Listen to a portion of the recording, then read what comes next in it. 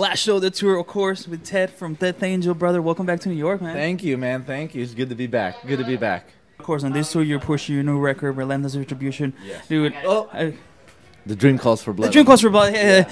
Correction. Correction. It's been a The while. Dream Calls for Blood. It's been a while, yeah. And obviously, the response has been great. Yes. Because I think, again, it is because of that philosophy that you guys do music for yourselves and make sure that you guys are happy with it, so that way you can deliver it. Exactly. I mean, the response has been so overwhelming. I mean, we knew deep down, all of us, all five of us knew, like, this is a good record, you know. And when we put it out there, we didn't, you know, the responses from the fans, the press, you know, our peers, and people in other bands loved it. And we were just so blown away by it, you know. And having, you know, it was #4 in Guitar World magazine. It hit the billboards at 72, and it was album of the month in Art Shock in Holland. It was just, it's mind blowing, but you know, it felt good that we did it our way, and it pays off. How's been the response thus far with all the songs you've managed to break in?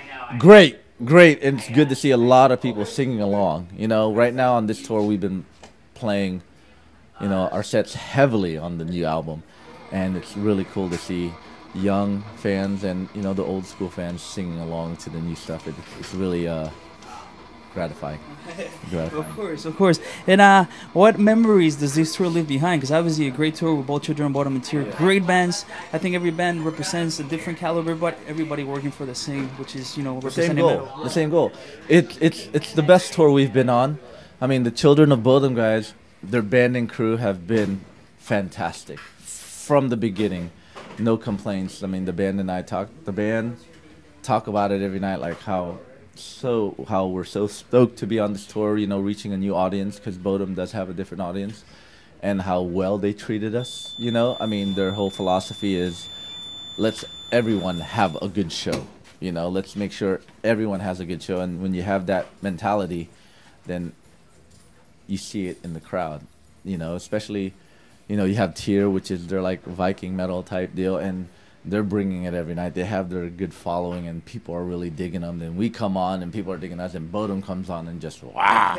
So, and it's really good. 3 bands, 3 different styles of music that is working, and you know, it's been an amazing tour. A long tour, but it doesn't seem long because everyone's getting along and everything's going smoothly. A long tour for sure. What's the first thing you're gonna do when you get home? Nothing, you know. I'm gonna hang out with my dogs and my wife and just, you know, enjoy like 10 days, because we only have 10 days off before we go to Australia and Asia with Creator. So I'm just gonna lay low and decompress. Yeah. Do you ever feel overwhelmed when you see the list of things that are coming up? Like at the beginning of this tour, you saw that, then you saw what's coming up. Did you guys ever get overwhelmed?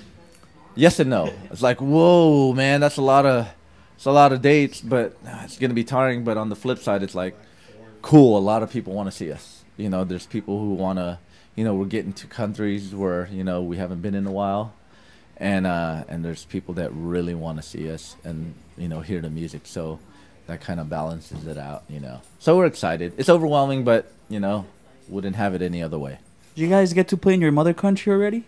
We're gonna do that on this run with Creator. That's the last night of the Australian Asia date is in the Philippines. We're playing Pulp SummerSlam, a big festival. Asking Alexandria, Bullet for My Valentine, Hatebreed, Creator, us, and a bunch of other bands. And this is our 3rd time playing the Philippines, and it's awesome. It's awesome. And we're looking forward to going back there. Totally. Absolutely. And obviously the guitar work on the album, I mean, out of this world. What do you talk a little bit about, you know, the writing, how you and, you know, your brother Rob, you know, I mean, brother in metal, in music. There you go. Yes, you know, I would like to call him my brother. We're so close, you know, and we spend a lot of time with each other on the road and off the road. But the writing for this process, it was Rob started writing it like a year and a half into the touring cycle for Relentless, because we knew, oh man, we're gonna tour for Relentless. So Rob started writing. And when Rob usually gets a skeleton done, like a song, like a basic structure, he gives it to everyone, and we throw our own vibe to it. Sometimes, you know, I write counter guitar parts, and Rob would listen to it and go, all right, that sounds cool. Let's kind of change it up this way, you know. And Rob's kind of like the mastermind when it comes to the music, you know. We throw our own vibe, beats. Will throws his own beats of what he hears. Damien throws his own bass, and Rob kind of hears it all together. And if he has any ideas, he'll make little changes. So He's the mastermind when it comes to writing.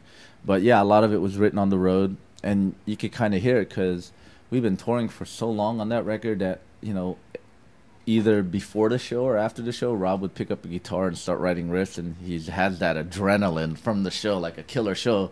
He's so excited to go in the dressing room or the back of the bus and just started writing riffs and just recording them and putting them together later.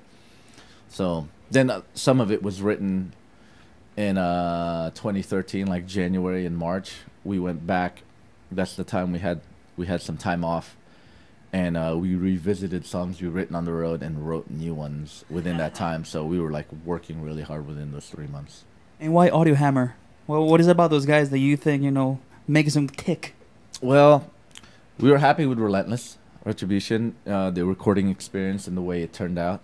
And when we were listening to the demos, the pre-production demos for The Dream Calls for Blood, we realized these songs are way intense and way brutal, that I think Jason, going back to work in Audio Hammer with Jason, I think we could, you know, kind of like capture that same intensity and that same vibe. And plus, we know Jason a lot better now. You know, we went in there more comfortable than we ever did with Relentless. We were comfortable with Relentless, but this time it was just like, all right, man, here's what we got. And it just went smooth, much more smooth this time, because Jason knows us as musicians and as people, and we know him the same. So it just, you know, we were bouncing ideas off each other. And the difference on this album, The Dream Calls for Blood, is Jason and Rob produced and mixed this record together.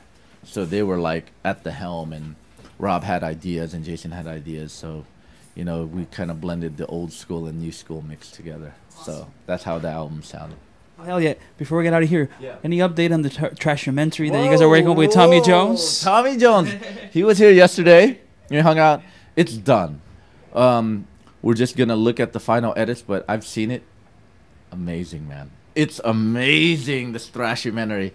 Now we're just going to do like minor tweaks, and we're sending it off for production. So it's done. It's like, I would say, 99% done. Rob's just got to run through and maybe, you know, do like really minor tweaks, and it's gone in production. It's going to get released. The reason why it took so long, because while we were putting it together, we were getting more footage, like old footage. Like we got footage from the, like when Death Angel did Dynamo Festival in 1990, footage from Frolic Through the Park, stuff from the Ultraviolet. Things were coming in, and we were interviewing more people.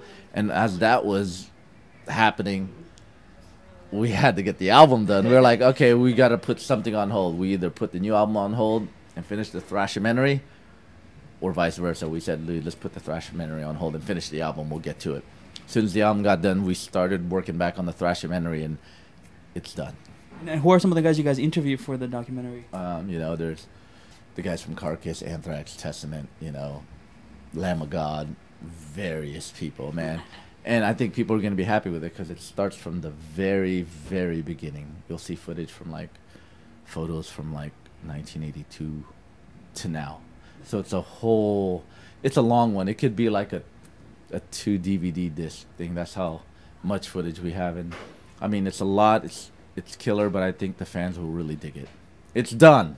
It's done. So now you guys know. Hey, brother, I want to thank you very much. Thanks, man, for having us, and for the support for Death Angel, and hope you enjoyed the show tonight. We love New York. New York's awesome, and keep it real, man. Okay, brother, and come back soon for sure. We will. We will. Thanks. Cool.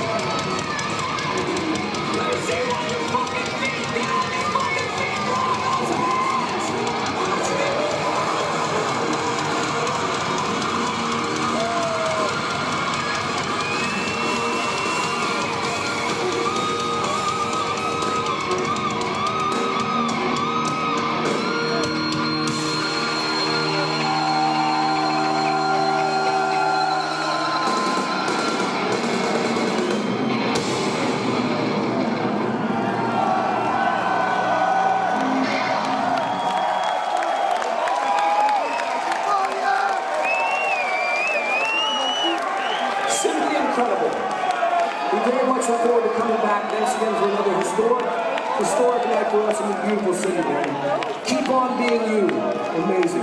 Thank you.